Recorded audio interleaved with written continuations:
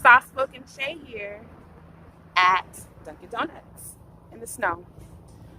It's starting to snow here, and people are still coming in for coffee.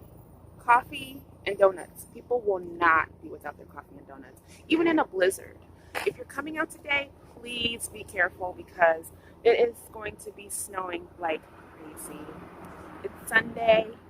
It's the Lord's Day. Let us pray. Thank you, Jesus, for the snow and the rain and whatever may come. The weatherman may have gotten it right this time. So if you're out and about, please drive safe.